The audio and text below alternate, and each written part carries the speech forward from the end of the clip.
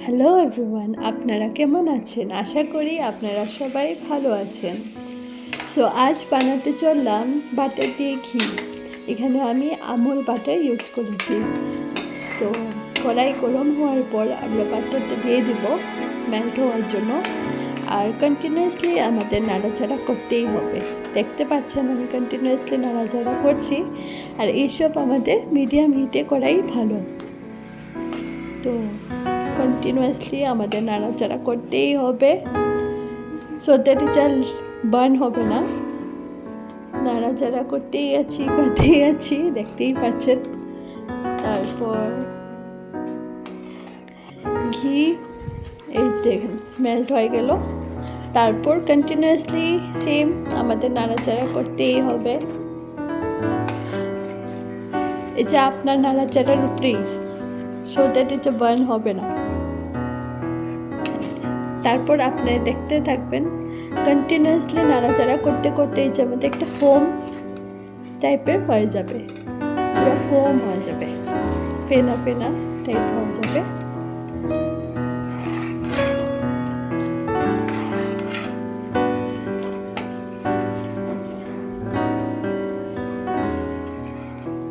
ঘি তো আমাদের সব কিছুই লাগে, নিরামিষে বলো বা কিছু এমন টেস্টি কিছু রান্না করো, ঘি দিলে অনেক টেস্টি হয়ে যায়।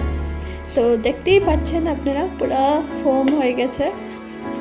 তো এটাকে কন্টিনিউয়াসলি এখন লো হিট করতে হবে, লো হিটে কন্টিনিউয়াসলি এটাকে নাড়াতেই হবে। দেখতে পাচ্ছেন আমি নাড়াচ্ছি। একটা অন্য রং দেখতে পাচ্ছেন আপনারা, হ্যাঁ চেঞ্জ হয়ে যাচ্ছে একটা কালারটা। কন্টিনিউয়াসলি আমাদের স্টির করতেই হবে।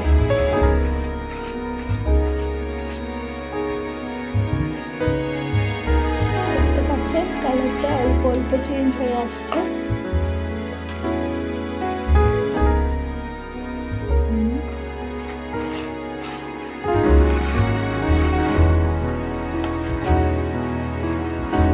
যখন আস্তে আস্তে ফোনটা শেষ হয়ে আসবে তখনই বুঝে নেবেন যে হয়ে গেছে। তারপর আমরা এটাকে একটা কন্টেইনারে, ঠান্ডা হওয়ার পর কন্টেইনারে ঢেলে দেবো, ঢেলে রেখে দেবো। তারপর যখন কমপ্লিটলি কোল্ড হয়ে যাবে, তারপরে আপনি দেখতে পারবেন ঘিটা অনেক সুন্দর হয়ে গেছে কন্টেইনারে। তারপর এই দেখতে পাচ্ছেন, এই দেখবেন, এই যে কি সুন্দর হয়েছে ঘিটা। এখন স্পুনে নিয়ে দেখছি ওই দিকে টেক্সচারটা কত ভালো আর টেস্টিও লাগে খেতে। আর এটার মধ্যে নিচে একটা রেড কালারের ঘি জমে, ওই যে আমরা বচুরি বলি, আপনারা কি বলেন কমেন্ট করে জানাবেন।